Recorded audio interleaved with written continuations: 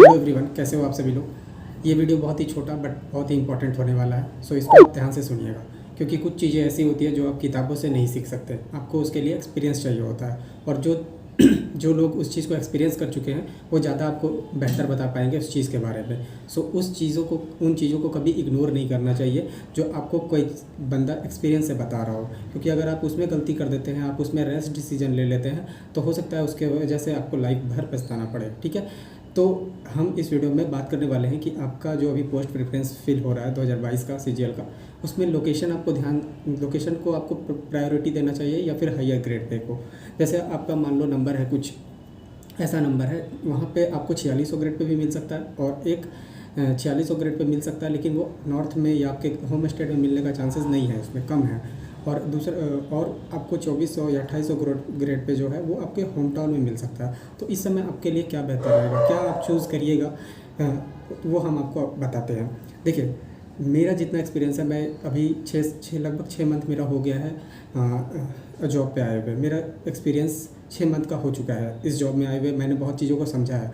और मैं पहले क्या सोचता था जब पोस्ट प्रेफरेंस फिल करता था, और आज इतना जब एक्सपीरियंस हो चुका है तब मेरा क्या सोच है वो मैं आपको बताता हूँ। देखिए, बहुत जब मैं बिगनर था, शुरू में था, तो उस वक्त मेरा जब सिलेक्शन पहली बार सीजीएल 2019 में एज अ टैक्स असिस्टेंट हुआ था, तो मेरा इतना नंबर था कि मुझे अपना जो 2400 ग्रेड पे है वो अपने होम स्टेट पे तो नहीं, लेकिन होम स्टेट से बगल वाले स्टेट यूपी में मिल रहा था। और यूपी हिंदी का स्टेट है और मेरा होम स्टेट झारखंड है, तो वो बगल का स्टेट था, वहाँ हिंदी बोला जाता था। लेकिन मुझे वो चुल था, मतलब वो था कि नहीं, हमको 2400 ग्रेड पे लेना है, लेकिन थोड़ा हम दूर रहेंगे, अपना घर से दूर रहना चाहते हैं। तो इस वजह से मैंने क्या किया, वो मध्य प्रदेश को चुन लिया। ठीक है, वो भी एक हिंदी स्टेट है, लेकिन वो थोड़ा सा दूर पड़ता है और कनेक्टिविटी उतना अच्छा नहीं है। तो मैंने जल्दी में क्या किया, मतलब वो किसी का बात ज़्यादा सुना नहीं, और मैंने अपने से दूर ले लिया कि क्या करेंगे, अपने घर के बगल में कितना रहेंगे, बोर हो जाते हैं ये सोच के। लेकिन जब मैं जबलपुर गया, मेरा पोस्टिंग जबलपुर मध्य प्रदेश में हुआ, फिर वहाँ पे मुझे खटकने लगा वो दूरी। वहाँ पे मुझे बहुत दिक्कत होने लगा, क्योंकि जब फ्राइडे को हम काम कर आते थे तो सैटरडे संडे आपके पास बचता था, 2 दिन बचता था। तो मुझे लगता था यार कि अभी घर नज़दीक रहता तो घर चले जाते, थोड़ा टाइम फैमिली के साथ टाइम स्पेंड करते थे। क्योंकि अब टाइम स्पेंड नहीं करेंगे तो कब करेंगे। पिछला 10 साल से हम बाहर रहकर पढ़ाई कर रहे हैं, तो उस वक्त हम बहुत ज़्यादा चीज़ सेक्रीफाइस किए, फेस्टिवल फंक्शन फैमिली को सेक्रीफाइस किए, उनसे दूरी बना कर रखे। लेकिन अब जॉब में आ गए हैं और सैटरडे संडे में भी अगर उनके मम्मी के हाथ का रोटी ना खा पाएँ, उन लोग से मिल ना पाएँ, तो फिर बहुत मज़ा नहीं आता लाइफ में। फिर कुछ बचता ही नहीं है। फिर क्या आपके पास सिर्फ सैलरी बचता है, उसके अलावा आपके पास ना फैमिली है ना फ्रेंड्स है जिनसे आप मिल सको रेगुलरली, फ्रिक्वेंटली उनके फंक्शंस में जा सको, उनके साथ टाइम स्पेंड कर सको। तो ये चीज़ मुझे खटकने लगा। मैं जब स्टूडेंट था तब मैं बहुत दूर रहा हूँ, कोटा रहा हूँ, बैंगलोर रहा हूँ, लेकिन उस वक्त मुझे इतना दूरी खटकता नहीं था, क्योंकि उस वक्त मेरे पास आज़ादी था कि मेरे पास कोई मतलब वो नहीं था कि हमको किसी से छुट्टी लेने के लिए एप्लीकेशन देना है, उससे फिर छुट्टी सैंक्शन करवाना है। लेकिन जब मैं जॉब में गया जबलपुर, तो मुझे छुट्टी लेने के लिए परमिशन लेना पड़ता था, तो वो मुझे दिक्कत करने लगा और मुझे बहुत अफसोस हुआ कि यार मैं यूपी ही ले लेता तो मैं सैटरडे संडे को अपने घर जा सकता था। तो ये इस चीज़ से मैंने खुद के एक्सपीरियंस से सीखा कि नहीं, अब कुछ भी हो जाए, अगला बार जब मेरा सीजीएल 20 का जो नंबर था उसमें मुझे कुछ भी मिले, लेकिन अपने होम स्टेट या होम स्टेट के आसपास वाले स्टेट में लेना है। तो ये सोचकर फिर मैंने जीएसटी इंस्पेक्टर ऑप्ट किया, और मुझे वो कोलकाता उतना पसंद नहीं था मुझे कोलकाता, लेकिन फिर भी ये चूँकि मेरे स्टेट के बगल में है तो मैंने ये चीज़ को लिया और आज मैं लगभग खुश हूँ।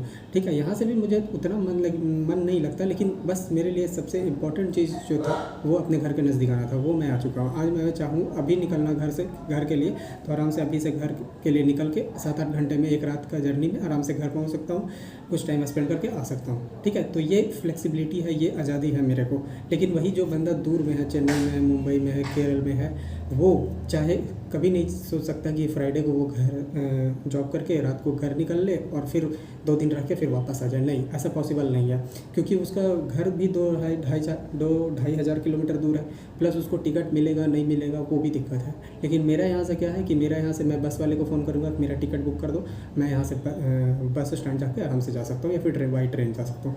तो ये आज़ादी बहुत बड़ा होता है, क्योंकि अगर अभी आप सिंगल हो, अभी आप किसी तरह कार्ड भी लोगे सपोज़ करो, लेकिन कल को जब 2-3 साल के बाद आपका शादी हो जाएगा तो आपको बहुत प्रॉब्लम होगा। वहाँ पे जब टिकट नहीं मिलेगा, आपके मान लो वाइफ है, आप हो, 2 बच्चे हैं, तो 4-5 लोग का जब टिकट नहीं मिलेगा और आपको बहुत एडजस्ट करके आना पड़ेगा। आज क्या होता है कि जब मैं जब मध्य प्रदेश जब भोपाल गया था, तो वहाँ ज्वाइनिंग लेटर लेने गया था, तो अगले दिन दिवाली था, तो उसकी वजह से भीड़ था, तो मैं तो किसी तरह खड़े आ गया। लेकिन सपोज़ करो अगर मेरा फैमिली रहता, मेरी वाइफ रहती, तो फिर उन लोग को कैसे मैं लाता, ठीक है। हम तो किसी तरह भी आ जाएंगे, लटक कर भी आ जाएंगे, लेकिन फैमिली को तो नहीं ला सकते, वाइफ को या लेडीज़ को तो नहीं ला सकते, बच्चे को लोग को आप खड़ा खड़ा नहीं ला सकते।